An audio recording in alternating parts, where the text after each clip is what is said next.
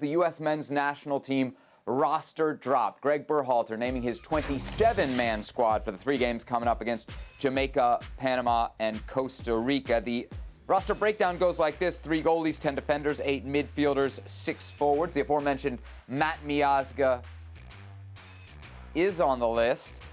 Some other new names in: Sean Johnson, Giassi Zardes, Paul Arriola, Gianluca Busio, Matthew Hoppe, Yunus Musa, Shaq Moore, Chris Richards, Lucas Della Torre.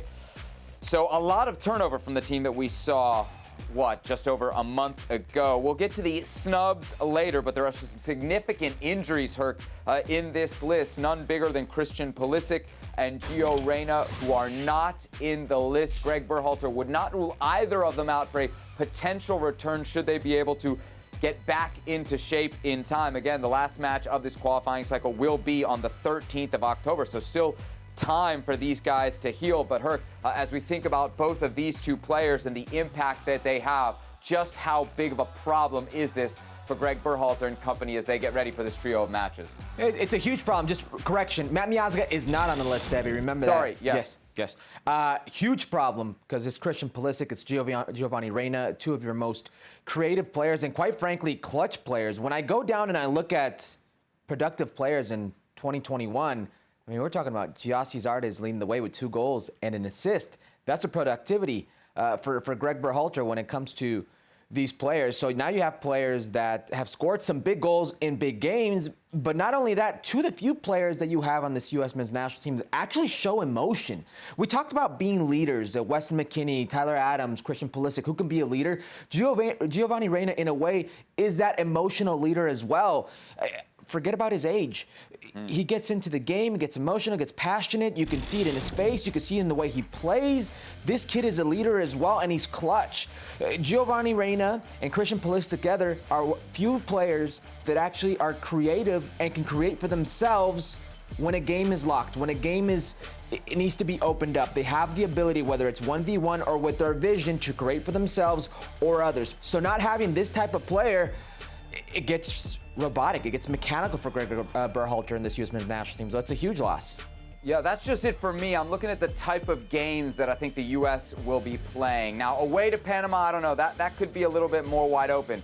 But when you're home against Jamaica and Costa Rica, those are going to be 2 teams, Herc, that are very, very comfortable in that situation on the road in CONCACAF against the United States, sitting in. I know it's a cliche, but they always say it's going to take an individual effort to break a team like that down. And these guys are the 2 dudes who are the most likely to give you that individual bit of brilliance. And like you said, it could be a goal, it could be a dribble, it could be a one-on-one move, it could be that great game-breaking pass. So I think there's a potential that you lose that there. However, it's next man up at the U.S. men's national team level, Herc. You know this very well. And there's some very productive players in that next man up category. Brendan Aronson, for me, he's at the top of the list. Timothy Weah. Paul Arriola, who's a player who I think a lot of people were surprised to see included in this list. Even a guy like Matthew Hoppe, who we have seen play out wide. Maybe he will be a 9 in this moment, but he has played out wide for Greg Berhalter. All those guys, Herc, are very productive players and have been very productive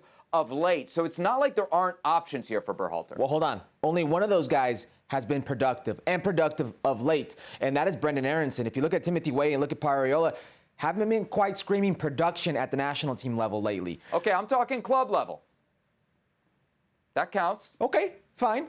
But Brendan Aronson's the only one that can put the total package together. So I agree with what you're saying. Next man up mentality. But man, it's a far fall from Giovanni Reyna and Christian Pulisic to the rest.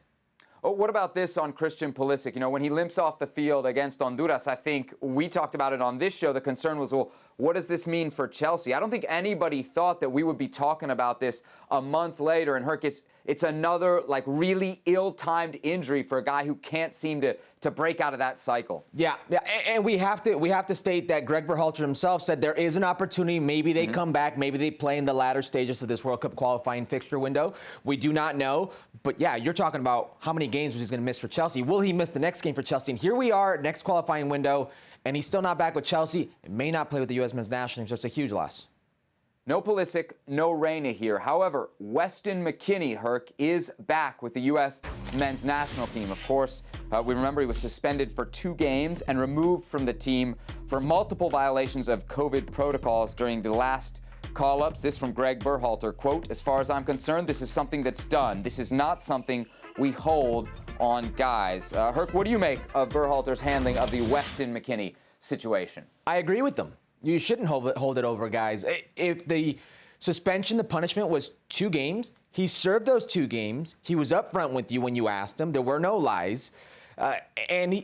It's on to, if the group's fine with it, if Greg Berhalter's fine with it, Weston McKennie did his time, I see no reason. And also, you have to realize the U.S. men's national team doesn't have the luxury of not playing with the player if you have the ability of Weston McKennie's characteristics, his ability. Should that be the decisive factor, Herc? No, but he did his time. If the deciding factor is punishment and time, he did it.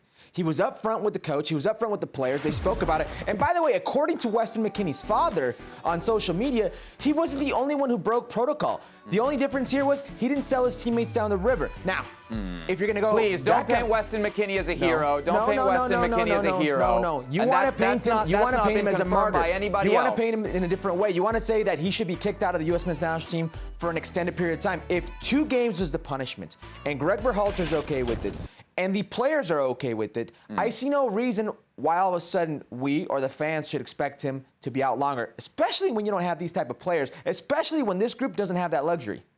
Let me ask you this. One-word answer from you. Does it send a strong enough message to the rest of the team to deter the fact that the first chance you get to let this guy back into the team, you do it? The first chance would have been the very next game. That's the first chance. No, they couldn't do that. They couldn't do that because he broke protocol. You can do whatever you want. You're the head coach. No. Sebi, let me get really quickly, okay? He did his time. 2 games, okay? It's not the first time. It's not like they're saying, you know what, So it sends you're a a special strong enough player. message to the rest of the team that we won't see this happen again. 2 games. That's it. Seb, first time we can let you back in. You're good? 2 games. That's $30K for the player. Those 2 games are worth $30K for Weston McKennie, essentially. It's a $30,000 fine is what you're saying right there. And also, by the way, Seb, don't act for a second. 2 goals, 1 assist is the productivity this year for the U.S. men's national team. This player in 12 official games, okay, I'm talking about not friendlies, official games, Nations League, Gold Cup, and what ends up being the World Cup qualifier, he's got 6 goals, 4 assists. You don't just leave players out like that to prove a message. Look, you're talking about productivity, and that's fair enough. I'm talking about responsibility, though, here. Weston McKennie jeopardized his participation in the event, right? By default, because it's COVID-19, he has jeopardized the U.S. men's national team participation in the World Cup, Herc. You can very easily make the argument that he cost the U.S. 2 points. So what do? You punish him for that, right? Yeah. Okay. No, you have to send a message. You have to send a strong message. That's the point. Seb. On top of that, as a teammate, how do you feel about it? He's not only put your health in jeopardy, he's put your professional career in jeopardy. And what if you get COVID-19 and you got to go back to your team in Europe, and now you got to miss time? If I'm his teammate and this is spoken to and addressed as a team like they say it was, then I say my truth there. And as a team, if it's 2 games, if that's the message, if that's the decision, and he did it, where am I now?